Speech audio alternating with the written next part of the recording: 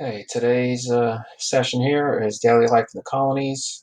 In class, we would have addressed these particular items.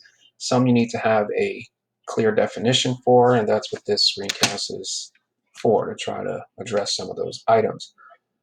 So for the first part, expectations of the daughter in the reading, they address some of the things that were expected of the girls at an early age. They're, getting the breakfast ready. This girl is getting an apron, and that they're helping with the domestic enterprises. So if we're looking at how expectations of, tending to the house for women, how has that kind of played out? Why historically?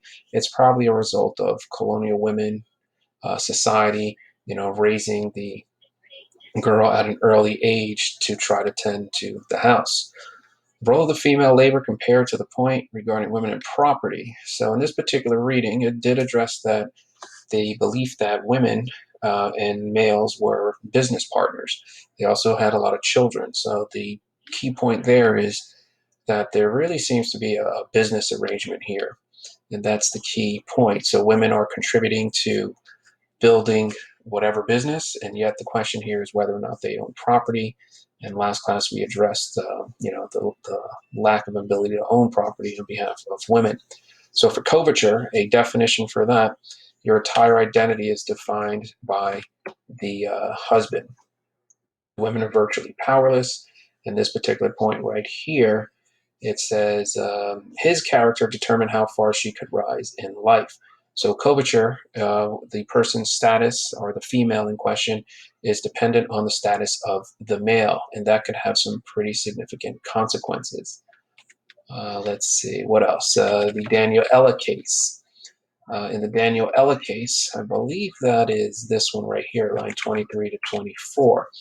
And the Daniela case is another example of coverture where the individual is on trial, he's in court, and the issue is the beating of the wife, and he argues that she is his servant and his slave, and is not prosecuted further. So again, if we're looking at women as just merely a piece of property, I could see how in this particular case somebody is found not guilty.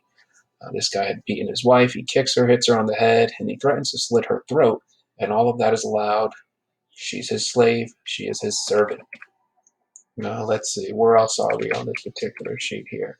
The reading talked about the menstrual cycle and the taboo. So even in colonial times, they're still trying to figure out, what is the place of the menstrual cycle in conversation. Here they talk about the fact that they're using rags. And another reading would talk about women of the lower class not being able to afford silk rags, and all of these things could be problematic. It's not until World War One that there is, you know, marketed products that are successful for women to use.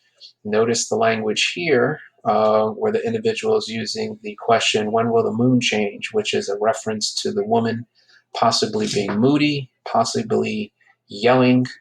And as a result of that, you could easily come back and say, well, she must be having her period.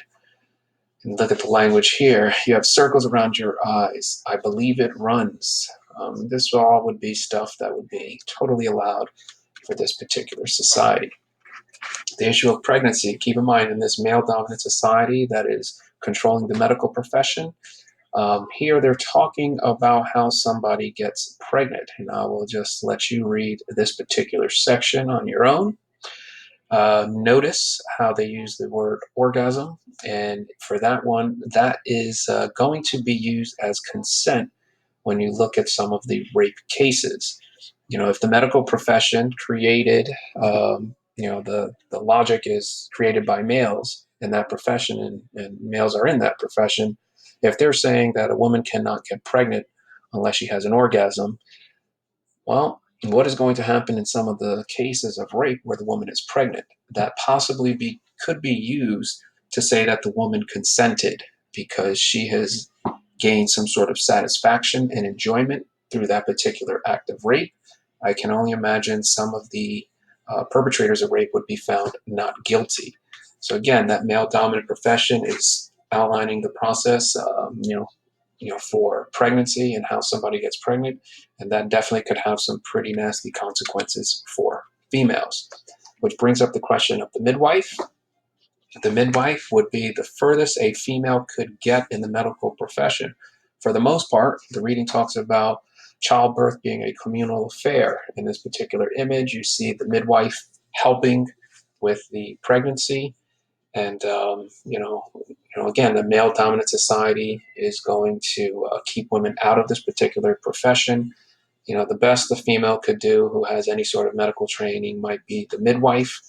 And when we start looking at the 1920s, when we start to look at the history of abortion, because the midwife has that extensive medical training with regard to childbirth, the midwife is definitely going to be viewed as the villain, as she will be the person primarily responsible for performing illegal abortions.